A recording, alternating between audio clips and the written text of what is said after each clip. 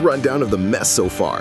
There's a kid in Gravena the ranking board swears is rank F, the worst of the worst. Except this F already walked into the Ermo and walked back out.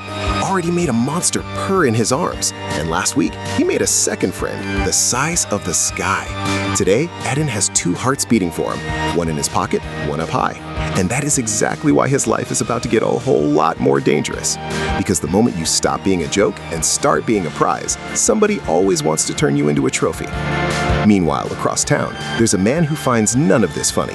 Vaughn, the most applauded hunter in Gravena, the prettiest name on the board, and lately, the most cracked ego in the city. 3 times he's crossed paths with that F-rank kid. 3 times he came out beneath him. Now he stands alone in the guild hall, staring up at the fangs nailed to the wall, his trophies, every beast he killed to become somebody. And for the first time in his shiny little life, they look small. And where there's a wounded pride, somebody always shows up to poke it with a silk glove. Remember Lady Verena, the noble who wanted a rare beast for her collection and left Gravena with Edan's name stuck in her throat? She's back, and the 2 of them figure out they want the very same thing for very different reasons. She wants the boy's winged beast in a gilded cage. He wants the boy on his knees. Funny how fast 2 enemies become business partners. And the plan is disgustingly elegant. No dirty ambush in front of the whole town. That leaves witnesses. Instead, she buys what noble money buys, an official guild commission, a scroll with a seal. Hunter Edan, rank F, summoned to escort a capture deep in the Ermo. Signed, stamped, impossible to refuse. The guildmaster signs it with a face like a closed door. He's seen what the kid can do, and he hates exactly where this is going. But gold is gold. So the invitation reaches Edan, and here's the strange part. The same guildmaster who wanted his head a month ago now hands him the scroll slowly, avoiding his eyes, and says 1 sentence more than the job required. Belota, the cub in his satchel, growls low at the parchment like it smells wrong. Smart cub. Edan takes it straight to Kalia, because that's new too. Last season, she rolled her eyes at him. This season, she's the first person he trusts with bad news. She reads the commission once, just once, and her face does that thing where the smirk drops off all at once. Now, a sane person turns this down. Kalia points that out, loudly. But Edan has this broken logic he can't shake. Somewhere out there, something is about to be captured, caged, scared out of its mind. And whether the scroll is a trap or not, that part is real. The vet in him already packed the bag. That night, on the wall, Edan does the thing he always does. He checks on his cub like a worried parent. Belota headbutts his hand, purring, all trust. And here's the catch nobody warned him about. The bond doesn't just let him hear them. It runs both ways. Whatever Belota feels, Edan feels too. Joy, sure, but also fear, also pain. Remember that. The story's about to make him remember it.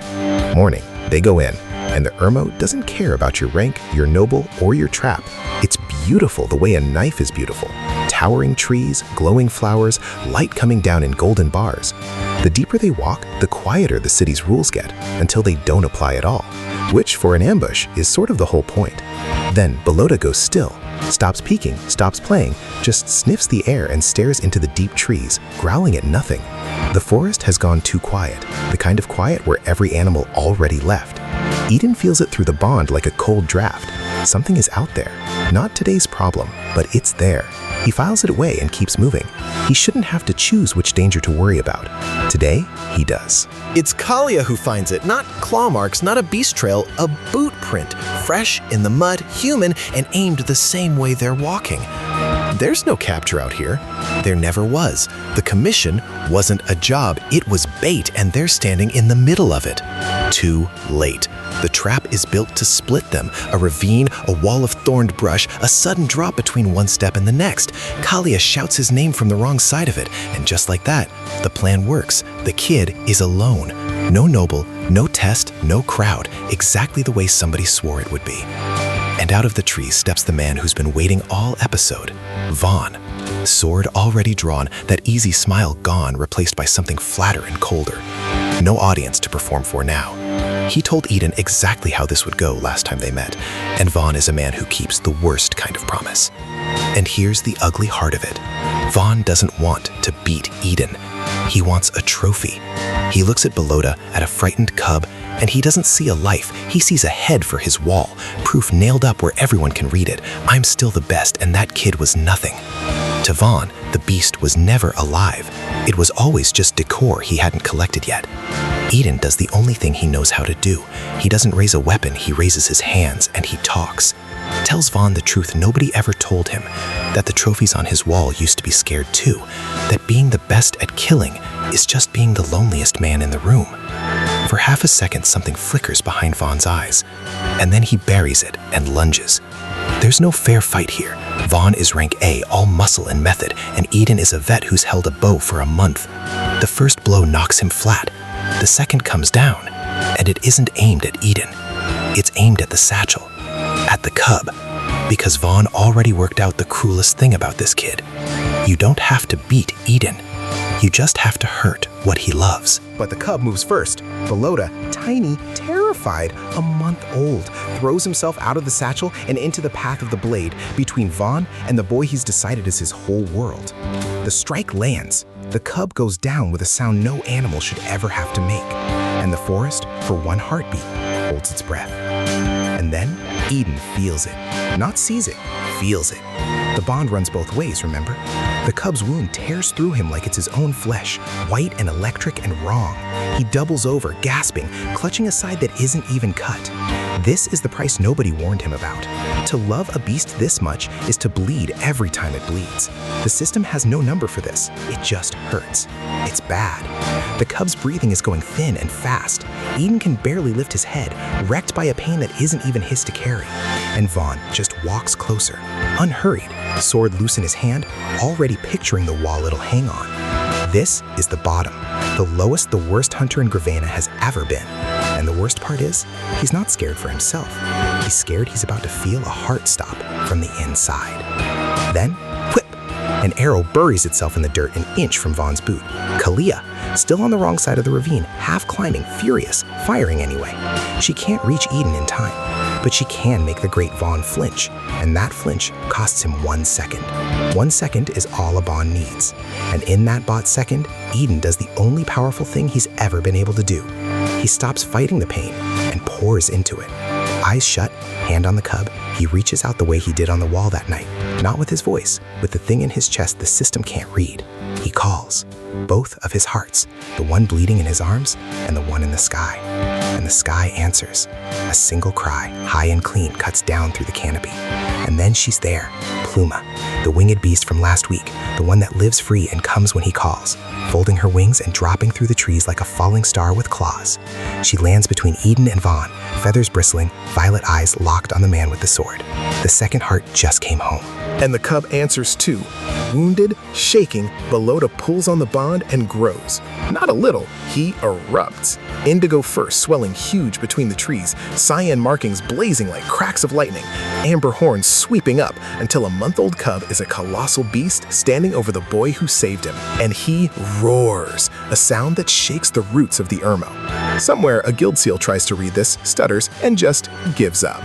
And Vaughn, rank A, 50 trophies, the best blade in Gravena, looks up at that. For the first time in his career, a beast does not run from him. It does not cower, it does not break for the tree line, it does not behave like prey. It stands its ground over a wounded boy and dares him. Every instinct Vaughn ever trained is suddenly worthless because you can't collect something that refuses to be afraid of you. Here's where Vaughn loses for the third time, and where Edan wins the only way that matters to him. He drags himself up, puts a hand on the colossal beast, and holds it back. He could let Belota end this. Nobody in Gravena would even blame him. But Edan didn't come here to add a body to anyone's wall, not even Vaughn's. So he says it plain and lets the man crawl away with his life. The ranking board will never count this. It's still the bravest thing anyone did in that forest. And that breaks Vaughn worse than any blade could. Because for a man who measures his whole worth in trophies, being spared is the one thing he can't survive. He backs into the trees, alive and hollow, carrying a truth that'll rot in him for episodes. The beast he came to mount on his wall is the thing that chose to let him live. You don't hang that on a wall. You just have to live under it. And then the danger's gone, and with it, the size. The Colossus folds back down, smaller and smaller, until it's just a cub again. A wounded, trembling, month-old cub, collapsing into Edan's shaking arms. Because that's the cruel math of this power. The bigger the love, the bigger the beast. But the wound was always real, and it doesn't shrink with him. Edan won. He's also never felt anything hurt this much. Thalia finally makes it across.